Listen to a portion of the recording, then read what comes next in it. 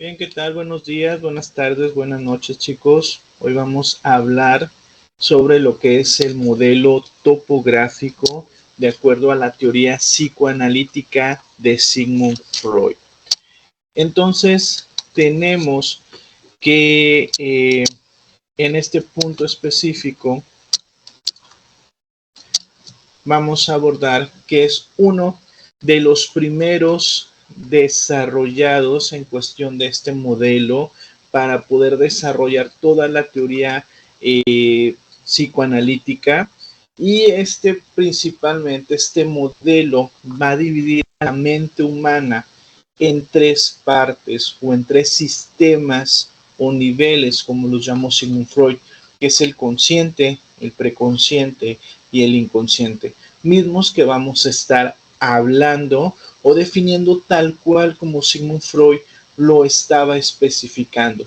Y son términos tanto usados por las personas que no tienen una relación cercana hacia la psicología, así como también, pues, parte de nuestros tecnicismos o léxicos dentro de lo que es la psicología. También es conocido como la primera tópica y es una teoría que llega a describir los lugares o sistemas donde llegan a circular los contenidos psíquicos en la mente humana. Cada uno de estos niveles tiene características y funciones específicas que llegan a explicar cómo se procesan y se expresan los pensamientos, deseos, emociones, precisamente en la mente humana. Ya en sesiones anteriores, pues hablamos de lo que fue la interpretación de los sueños. Entraría directamente en este tópico. Ya hablamos sobre los actos fallidos y sobre la asociación libre, misma en la cual están relacionados principalmente estos tres elementos, que es el consciente, preconsciente e inconsciente. Según Freud, la mente está estructurada en tres niveles de conciencia, mismos que te los acabo de mencionar: consciente, preconsciente e inconsciente. Vamos con el primer tópico o la primera de los tres niveles. El primero es el consciente. ¿Qué es el consciente? Este es el nivel de la mente que contiene todo aquello de lo que estamos plenamente conscientes en un momento dado. Vaya que reaccionas a que estás viendo un tripié, un cuadro, a las reacciones de la otra persona. Expresados de otra manera, pues son los pensamientos que están reales, tus percepciones, sentimientos y recuerdos sobre un acontecimiento o sobre una situación. El consciente se asocia con la atención y la percepción directa sobre determinadas situaciones. Ejemplo cotidiano: mientras estás en clase, estás consciente de lo que el profesor está diciendo. Obviamente siempre y cuando que estás prestando atención, porque de repente nos llegamos un poco a mal viajar. Entonces, tus apuntes tienen esa conexión, de lo que dice el maestro y de lo que estás escribiendo o plasmando, y del hecho también de que estás sentado en el aula. Metiéndome un poquito en otra teoría, pues estás ubicado en el aquí y en el ahora. Estás consciente del momento, del lugar en donde te encuentras en ese momento. Entonces, ese viene siendo el consciente en específico. Si tienes alguna duda o algo, déjalo ahí en los comentarios. El preconsciente. El preconsciente es el nivel intermedio de la mente que contiene información que no está en lo real, en la conciencia inmediata, pero que puede ser fácilmente traída al consciente. Es como, por ejemplo, sabes que busco este archivo, conectas en tu computadora y estás pues ahora sí que buscando la información que requieres en ese momento y es fácil el acceso. O bien, si estás en el buscador, el que sea de tu confianza, una palabra, un tecnicismo nuevo, entonces de inmediato estás a esa información para obtenerla. O como estamos viendo en la imagen de tu lado izquierdo de tu pantalla, está el consciente, el preconsciente, como si fuera ese archivero, sacas el cajón deseado donde se encuentra almacenada esa información y pues lo tienes de fácil acceso. Continuando, este contenido incluye recuerdos y conocimientos de lo que se están usando activamente en el momento, pero que son accesibles si se requiere. Por ejemplo, sobre alguna situación de alguna demanda, lo tienes muy presente sobre el repaso, ahorita que fueron los exámenes, sobre las guías, sobre lo que tiene o lo que va a venir en la información dentro del examen, es información completamente fresca. Dentro del ejemplo que estás leyendo en este momento, imagina que alguien te pregunta el nombre de tu primera escuela. Aunque no estabas pensando en ello, puedes traer ese recuerdo al consciente con un pequeño esfuerzo. Probablemente, o dependiendo de la persona, aquí lo traigo, hasta que simplemente estás en ese momento, estás ganando tiempo, de aquí lo traigo, se está buscando, se están haciendo todas esas conexiones y finalmente se abre el archivo y das un resultado del preconsciente al consciente y das esa retroalimentación. El inconsciente. ¿Qué es el inconsciente? Es el nivel más profundo y complejo de la mente, según Sigmund Freud. Contiene deseos reprimidos, impulsos, recuerdos traumáticos y experiencias que han sido excluidas de la conciencia porque no son aceptables ya que son dolorosas. ¿Sí? O como de repente lo digo en clase, es ese lado oscuro que quieres reprimir, suprimir, olvidar, pero ahí lo traes. ¿Sí? Y de repente, poniéndote otro ejemplo, conoces a alguna persona o de la nada alguien te cae mal, pero no sabes por qué, simplemente es por alguna relación, una asociación, que esa persona simplemente representa algo que otra persona te hizo. Y hay gestos, facciones o situaciones que te hacen recordar esa situación de forma un tanto vívida.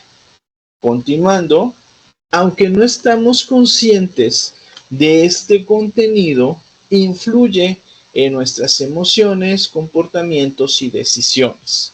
Tal vez te ha pasado de que es que no sé por qué me cae mal esta persona y es que no sé, o sea, por más de que trata de ser muy simpática o muy simpático, lo traigo aquí atravesado, bueno, algo de ahí de tu inconsciente está haciendo esa relación, ¿sí? Principal del por qué está sucediendo esto. Un ejemplo cotidiano. Puedes sentir una inexplicable aversión o desagrado hacia una persona en particular, aunque no sepas por qué, que era lo que te estaba comentando. Esto podría estar relacionado con un recuerdo reprimido en el inconsciente, como que esa persona te recuerda a alguien que te hizo daño en el pasado, aunque no seas consciente de esa conexión, o simplemente no es la persona, es por un perfume que traiga, y pues obviamente nuestra mente, nuestra estructura trabaja 1000 por hora y va haciendo esas entreconexiones Y entonces por ese rechazo o esa situación se llega a manifestar. Tras desarrollar la primera tópica, Freud pues avanzó en sus estudios con el modelo dinámico que entiende los fenómenos mentales como resultado de fuerzas de cierto conflicto. Luego propuso la segunda tópica o modelo estructural que introduce tres nuevas estructuras psíquicas: el ello, el id, el yo, que es el ego, y el super yo, que sería el superego. Y eso ya sería pues material de una siguiente sesión que estaremos abordando, el modelo estructural del psicoanálisis. Principios regentes en esta piedra angular de este modelo o de este tópico. ¿Cuáles serían o cuáles son? Principio de placer. El principio de placer rige el proceso primario en el inconsciente. Este principio busca la satisfacción sí o sí inmediata de deseos e impulsos sin considerar las consecuencias que se van a presentar a largo plazo. Por ejemplo, un niño pequeño puede llorar y gritar porque quiere un juguete inmediatamente, sin pensar en las reglas o el costo, que es lo que vemos de repente en los supermercados, que el chamaco se tira y hace una cantaleta, hace todo un show, y pues algunos papás pues les da vergüenza o no soportan, etcétera, etcétera. Entonces, sí o sí, el niño quiere ese juguete, sí o sí quiere esa paleta, y está pues obviamente rigiéndose por esos impulsos. Este impulso de gratificación inmediata es caracterizado del principio de placer, que opera de manera ilógica y atemporal. Eso en un niño, y ya pues sería demasiado grave si ese principio de placer una persona adulta como tú, como yo, nos estuviéramos rigiendo, porque entonces no estamos filtrando esas situaciones. Aunque claro, tenemos personas que son aparentemente conscientes, pero sin embargo, de acuerdo a la teoría psicoanalítica, se van a estar rigiendo por ese principio de placer. El siguiente principio es el principio de la realidad, que sería pues principalmente el ideal. El principio de realidad rige los procesos secundarios en el consciente. Este principio se enfoca en la adaptación al entorno y en la consideración de las consecuencias antes de satisfacer los deseos. En donde me encuentro, qué tengo, cuáles son las prioridades, qué tengo que hacer, regirme por esos impulsos o deseos o realmente lo que se espera de mí. Un ejemplo más específico sería un adulto que siente hambre, pero espera hasta llegar a casa para comer, está operando bajo el principio de la realidad, salvo que a lo mejor la persona no llegase a tener ese criterio o esa consideración, que era lo que te estaba comentando hace un momento en la diapositiva anterior. Entonces se estaría rigiendo por esos impulsos, por ese principio del deseo. Por ejemplo, comúnmente de repente podemos ver personas que andan en la calle, que hablan solas, desalineadas, desarregladas, que son las personas que padecen de sus facultades mentales. Bueno, ellos no tienen el principio de la realidad, aunque son personas adultas. Ellos desgraciadamente se están rigiendo, sí o sí, con el principio del placer. Entonces, continuando con este ejemplo, este principio permite la planificación y el aplazamiento de la gratificación, asegurando que las acciones sean coherentes con las normas sociales y las exigencias que se esperan dentro propiamente de ese entorno. Entonces aquí ya tenemos expuesto lo que es el principio de placer, sí o sí, a toda costa, lo quiero satisfacer. Y se espera más que sean presentes en niños que en una persona adulta como tú, como yo. El principio de la realidad, ya eso es el ideal para personas, tanto tú como yo, porque estás siendo consciente de las necesidades o de las situaciones que tienes en ese momento. Y el principio del deseo o el principio del placer puede esperar un momento y no puede perjudicar en absolutamente nada en situaciones, obviamente, que requieren más la atención o estar en cuestiones de alerta. Él hablaba sobre los mecanismos de defensa, que más adelante vienen estos temas, y en específica es lo que es la censura. Pero entonces, ¿qué es la censura?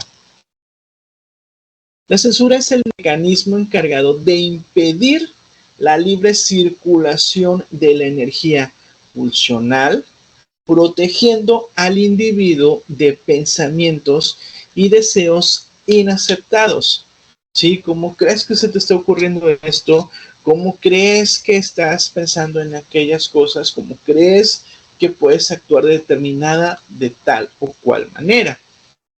Entre el preconsciente y el consciente, la censura se llega a manifestar como selección o supresión, permitiendo que solo ciertos pensamientos accedan a la conciencia tras un filtro de aceptabilidad, mientras obviamente es no.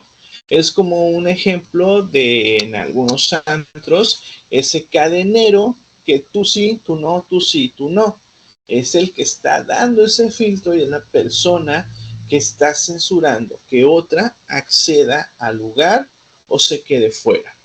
Un ejemplo específico, podemos suprimir un pensamiento desagradable mientras estamos concentrados en el trabajo. ¿Sí? Entonces, porque mi atención está enfocada más hacia un punto que hacia otra perspectiva. Entre el inconsciente y el preconsciente, la censura se denomina represión, donde los impulsos y recuerdos traumáticos se mantienen fuera de lo que es la conciencia.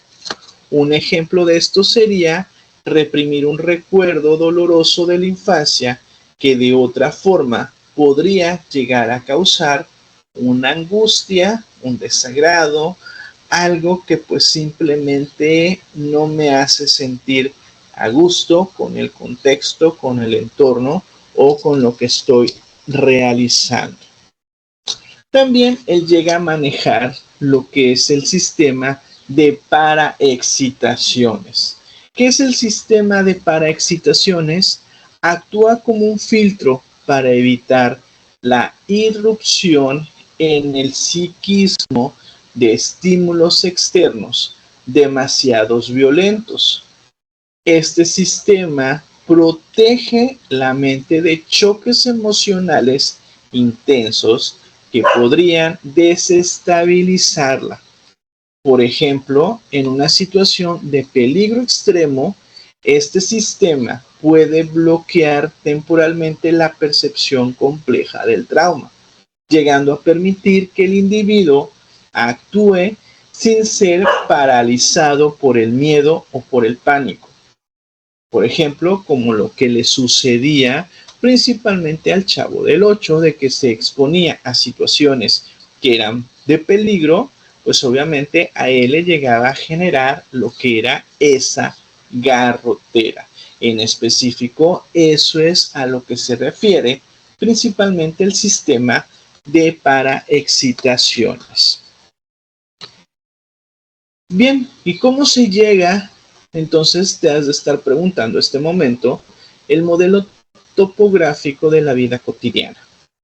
Ahí vemos en imagen, bueno, ya no se alcanza a ver el consciente, pero está el preconsciente y el inconsciente. La aplicación sería en sueños, sería en actos fallidos y en fobias. En sueños, Freud veía los sueños como una manifestación del consciente. Si sueñas que estás siendo perseguido, el contenido manifiesto del sueño podría ser un reflejo de un miedo o ansiedad que reside en tu inconsciente, aunque no seas consciente de ese miedo durante el día. Entonces, por eso de repente, como preguntas en clase, oye, soñé como que maté, que quería matar a alguien, soñé que tenía mucha hambre. Bueno, entonces es algo de información que se está quedando procesada en tu inconsciente, pero por las situaciones de el principio de la realidad no se hace presente o no se hace manifiesto. ¿Y qué está sucediendo? Se está censurando. Actos fallidos. Los lapsus linguae o errores al hablar o actos fallidos son ejemplos donde el inconsciente se manifiesta en la vida diaria. Por ejemplo, si llamas a tu pareja por el nombre de tu ex, podría ser un desliz, pero obviamente una consecuencia grave. Pero pues, ¿por qué está sucediendo? Es que hoy cumplíamos 3 años o ya me hubiera casado. No sé, una explicación dependiendo del contexto o la situación que estuvieses viviendo en específico. Fobias. Una persona puede tener una fobia aparentemente irracional, como el miedo a los espacios cerrados. Freud podría sugerir que esa o esta fobia es la manifestación de un conflicto inconsciente relacionado con un trauma del pasado que ha sido reprimido. No debes de pensar eso, es malo. Eso quítatelo de la mente.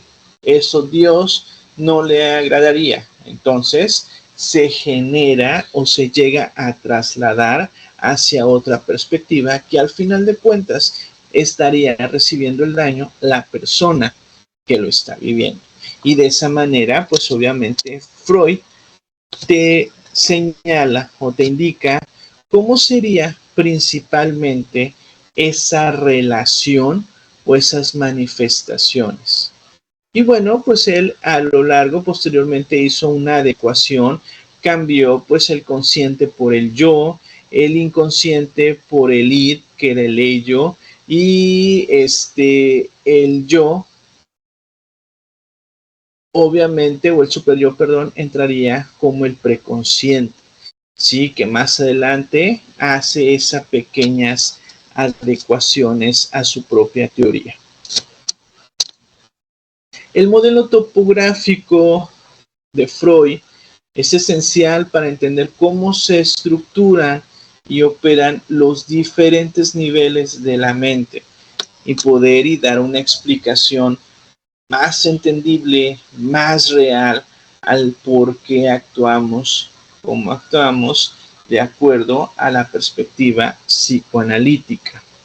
Aunque esta teoría ha sido revisada y complementada por otros modelos psicoanalíticos de otros autores, sigue siendo un marco útil, el pilar para explorar cómo experiencias, deseos y pensamientos no conscientes pueden influir en nuestro comportamiento diario, en nuestro pensamiento, en nuestras limitaciones, en nuestros miedos irracionales, en nuestras angustias, ¿sí? Si bien hay críticas no adecuadas hacia la teoría psicoanalítica, pero mucho de lo que expone Sigmund Freud tiene cabida y tiene lógica, y al final de cuentas él estaría diciendo, estás anteponiendo un mecanismo de defensa de la negación al no aceptar de que tienes rechazo hacia esa persona por algo de tu inconsciente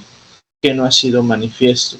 Te equivocaste al hablarle de otra manera a la otra persona por algo que sucede.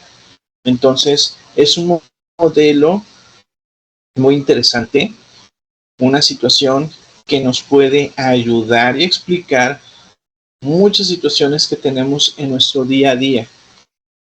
Ya hicimos un pequeño ejercicio de la asociación libre, complementaron con un dibujo y ustedes mismos, pues obviamente vieron esa relación o esa situación en particular. Pues bien, hasta aquí quedamos con esta sesión. No olvides de dejar algún comentario o lo expondremos directamente en nuestra sesión presencial.